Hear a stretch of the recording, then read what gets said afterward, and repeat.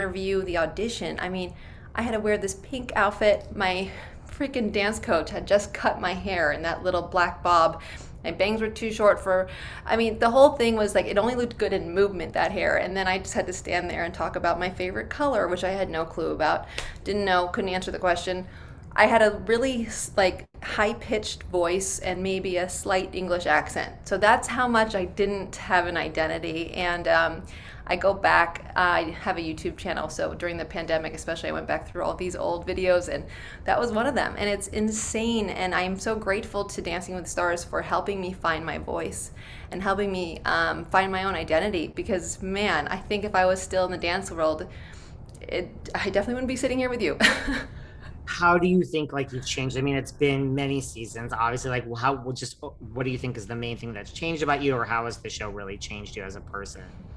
I mean, just being an independent woman, not being so codependent for my survival, and really just proving in general to dancers and to my mom especially that I could make it as a dancer. My mom is a businesswoman, she got her MBA in business, and I mean, she always told me, the goal is to make money in your sleep.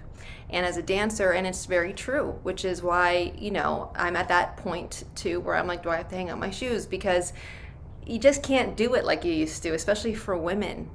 Women in the dancing industry, ballroom especially, by early 30s, you're retired, you're done. Because, like, what I think, my expectations of myself sometimes isn't what I expect when I see myself on television, and it's just the way it is. It's like any athlete. So you mentioned you were going to do this for a season and then go back to the ballroom. Like, when did that? I mean, listen, you got Drew Lachey as your partner for the first season. Like, at what point did this change? Like, did it change during that season? Did it take winning? Like, when did the transition happen?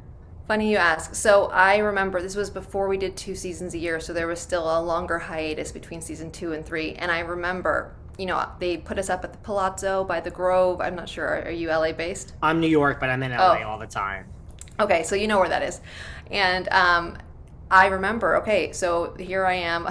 Won the mirror ball. Drew actually helped me go, because like we go to New York, right? After the whole cast or the finalists go do GMA.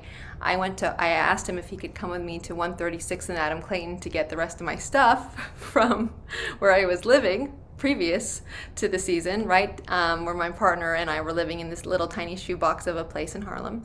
And he did, which was very nice of him. I got my stuff. And I was like, all right, I guess I'm moving here because there is going to be another season. But then towards the end of that hiatus, I remember not being able to buy an apple because I had no sense of money management. Didn't have anybody helping me, which is shocking because coming from a woman like Cheryl Burke, my mother, that is definitely, she is the opposite, right? Every single penny she sees on the floor, she'll pick up because that's what happens, I guess, when you were raised in poverty. And I've been blessed, enough that she's been supporting me. I didn't have to go through that. But I remember thinking, wow, okay, let's stop the partying, which never happened because it went forward for a straight decade. But I was so happy to be asked back for season 3 because I just needed to survive at that point. And so that's really why you went back, just like, hey, it's a Yeah, I job. just And needed a job, honestly, because I left the ballroom dance competitive world, and my students then found other teachers, so I had to either start over or just wait it out for the next season and hopefully be asked back. so at what point did you realize, like, okay, there are 15 million people watching, this is ABC, this show? Like, when did you realize, like, wait, this is the thing that will change my life? I'll never forget. Well, I guess I never really said, "Oh, this is going to change my life." I kind of was that girl who, this whole experience, paparazzi, like, I'm an introvert at heart, so I didn't really handle that well. I really wanted to go out and have fun because I never did that because I was like an Olympian, so it was just about training. And then all of a sudden we got free booze. We got in front of the lines and it was like get out of jail free card. So that's where a lot of my money went, obviously. And I just was partying like it was like I've never seen it before. Like I swear to God, it was 7 nights a week. I was a club goer by night and a ballroom dancer by day. And it was really, I guess, it got me out of me in my head thinking like, oh, this can change my life, and the pressure that I now tend to put on myself. It was more about survival mode at that time for both reasons, for partying too much and for financial reasons too. But really, I remember that when I won season 3, one of our older executive came up. Our first executive, I think, came up to me and she goes, "We had Super Bowl ratings." Like, so that was when I was like, "Wait, what?" She goes, "Yeah, like around 30 million people tuned into the finale of season 3 when Emmett won the mirror ball over Mario Lopez." Wow. And so that was a moment of like, wait a Yeah, second. that was like my heart dropped. I guess I never really performed knowing or thinking that millions of people are watching because I don't think I'd ever get on that dance floor. I'd find the nearest exit.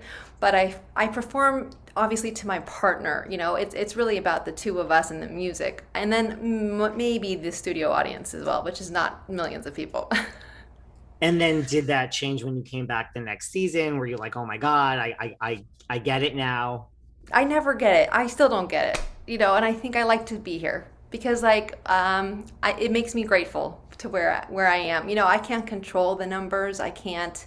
I'm just grateful to have had a job for this long. It's really unheard of.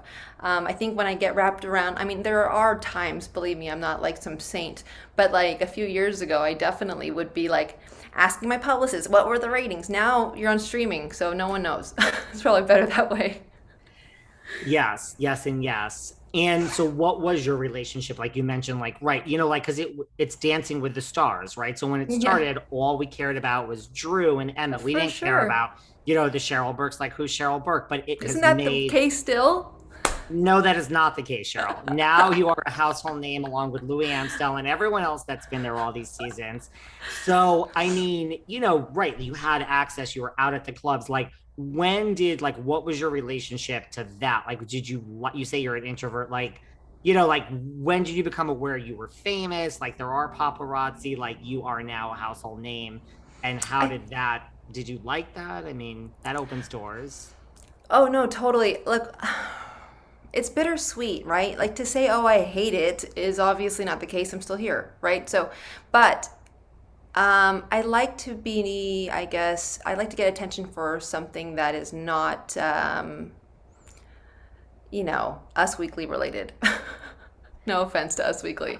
I But get like, it. when it comes to my personal life, this is stuff that and when the information is wrong or even slightly wrong, I find that very offensive and that's hard for me to swallow. And I do sometimes feel like the need to explain myself when I know sometimes I can make it worse.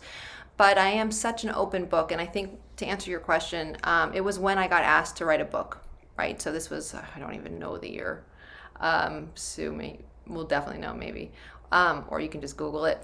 But this was a long time ago, and I remember for the first time I did an interview alone without my partner. I did a couple. One was with Pierce Morgan, and the other one was Ellen DeGeneres. And that was when it all kind of kicked me in the face.